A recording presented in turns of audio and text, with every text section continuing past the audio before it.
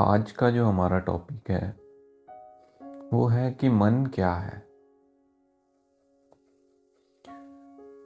देखिए, मन सबसे पहले तो ये समझ लेना जरूरी है।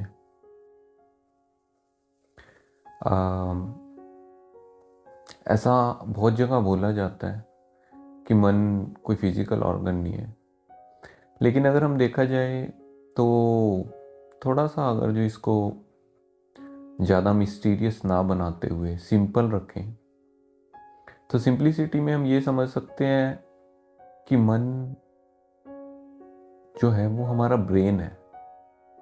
जो इस ह्यूमन बॉडी का ब्रेन है वही मन है। क्योंकि ऐसा बोला जाता है कि मन जस्ट हमारे जो विचार है उसको ही मन बोला जाता है, लेकिन वो विचार कहाँ पर है, ये बात अगर हम ध्यान से देखें तो वो विचार इस ब्रेन के अंदर ही है और कहीं नहीं है। जैसे ये ब्रेन जिस भी स्टेट में होगा वैसे ही हम कह देते हैं कि हमारा मन है। सपोज करो कोई बुरी खबर सुन ली या फिर हमारे मन मुताबिक कोई काम नहीं हुआ तो हम कह देते हैं कि हमारा मन उदास है या हमारा मन ठीक नहीं है या मूड ठीक नहीं है। तो वो क्या है कि कोई चीज़ हमारे मन मुताबिक नहीं हुई, हमारे एक्सपेक्टेशंस के हिसाब से नहीं हुई, तो क्या हुआ, हमारे ब्रेन में कुछ ऐसे केमिकल्स रिलीज हो गए जिससे कि हमें दुख का एहसास है। तो इसी से हमारा मन बन गया कि हमारा मन ठीक नहीं है, क्योंकि हमारे जो केमिकल्स रिलीज हुए हैं ब्रेन के अंदर, तो हमारे ब्रेन के अंदर ऐसी एक्टिविटी है, ऐसे इलेक्ट्रिकल सिग्नल्स फायर कर रहे हैं, ऐसे न्यूरॉन्स फायर कर रहे हैं जिससे कि हमें अच्छा फील नहीं हो रहा, हमारी बॉडी में कुछ अच्छी वाइब्स या अच्छे केमिकल्स नहीं है, जिस वजह से हमें अनकंफर्टेबल फील हो रहा है। उसको हम मन कह देते हैं।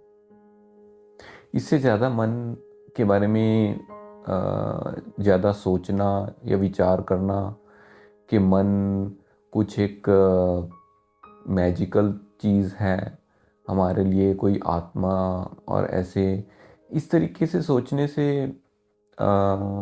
मेरे ख्याल से हम गलत डायरेक्शन में चले जाते हैं। ध्यान के बारे में जब भी बात होती है या स्पिरिचुअलिटी के बारे में जब भी बात होती है तो मन एक स्पिरिचुअलिटी का ग्रे एरिया है।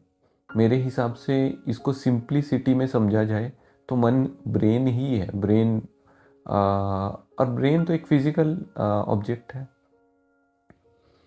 तो फिजिकल ऑब्जेक्ट के अंदर जो इलेक्ट्रिकल सिग्नल्स हैं, अगर हम साइंस के हिसाब से समझें तो वही मन है। और बस इसको ही मन कहते हैं। अब ध्यान और मन का क्या लेना देना है, क्या रिलेशनशिप है, ये हम समझ लेते हैं। देखिए, जो ध्यान है, ध्यान भी एक संकल्प है, एक थॉट है, इससे ज़्यादा कुछ भी नहीं। जैसा कि बोला जाता है कि हमारी 3 अवस्थाएं होती हैं। जागृत यानी जागने की स्थिति, जैसे कि अभी मैं जागने की स्थिति में हूँ। स्वप्न यानी कि जिसमें सपने आते हैं, ड्रीमिंग।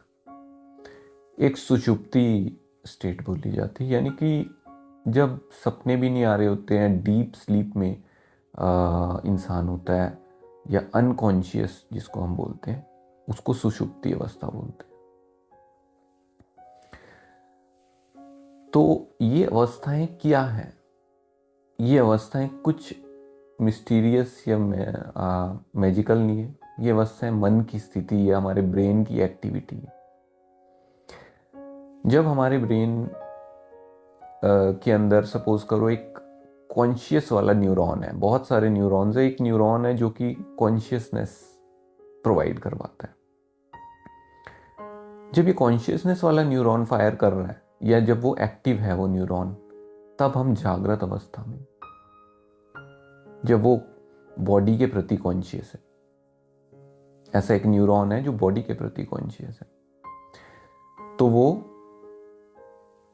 जागृत अवस्था होगी। स्वप्न अवस्था क्या है?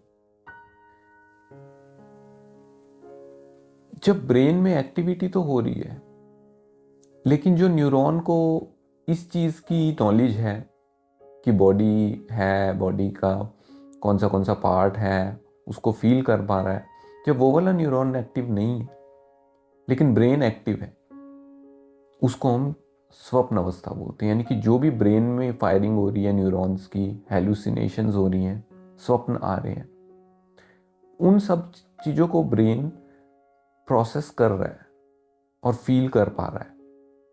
यानी मन जो है, वो मन ये सब चीज़ों को फील कर पा रहा है, लेकिन वो बॉडी के प्रति एक्टिव नहीं है और इस जगत के प्रति एक्टिवेटेड नहीं है, लेकिन ब्रेन के प्रति एक्टिवेटेड है मन या थॉट्स। उसको बोलते हैं स्वप्न अवस्था।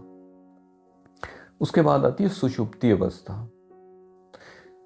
मुझे साइंटिफिकली तो नहीं पता है कि पर मेरे हिसाब से सुषुप्ति अवस्था वो अवस्था है जिसमें ब्रेन के अंदर एक्टिविटी बंद हो जाती है।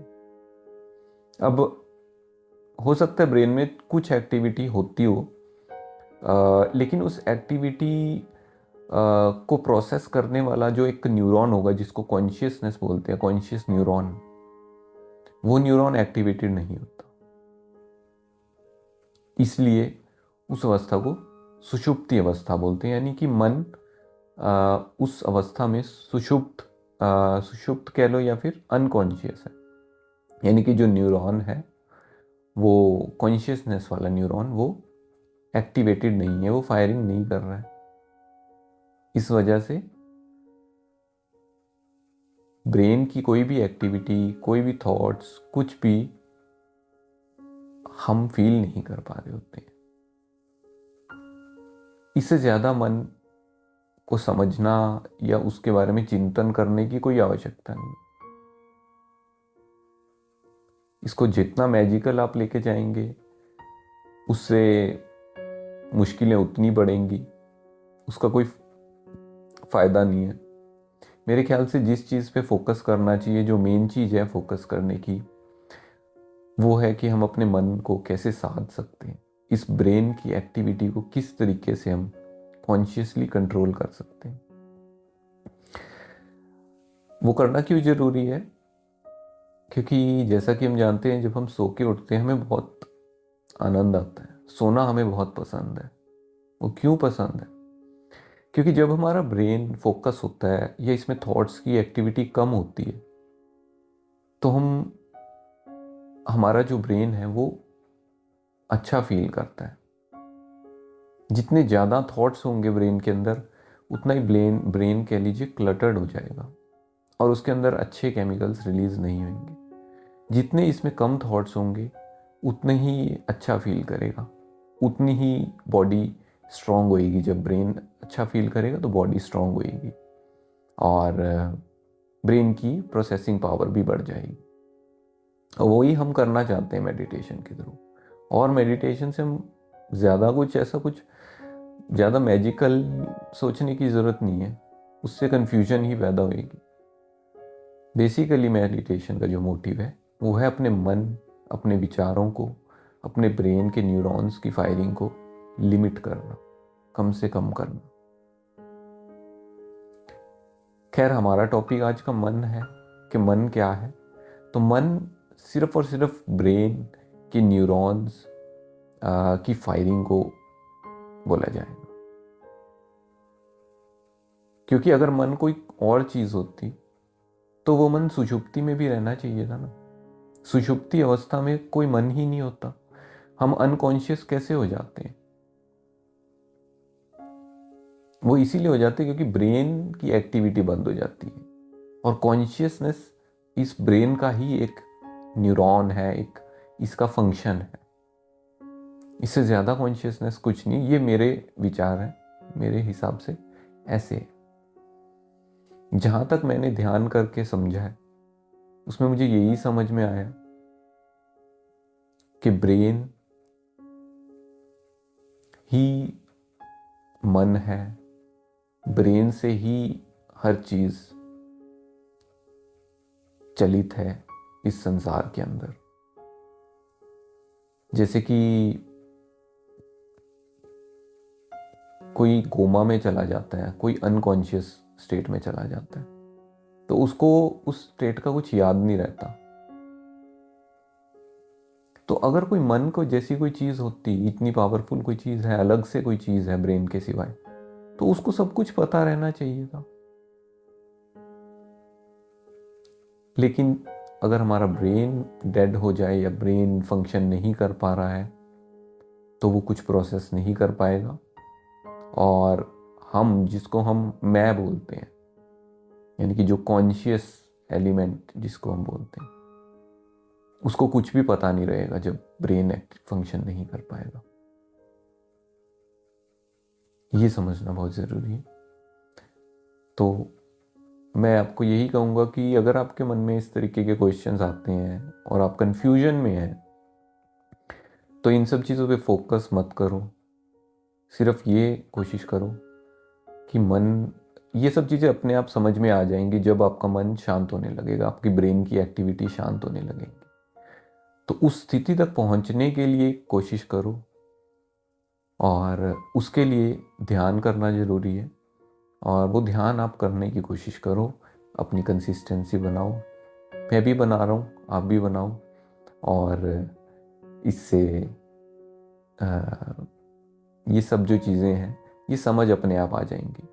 इनको हम वैसे समझने की कोशिश करें तो बहुत मुश्किल है, क्योंकि कुछ ऐसे पता नहीं चलेगा, कोई कुछ कहता है कोई कुछ कहता है। अपने आप से, अपने अनुभव से समझोगे तो आपको ज़्यादा अच्छे से समझ में आएगा।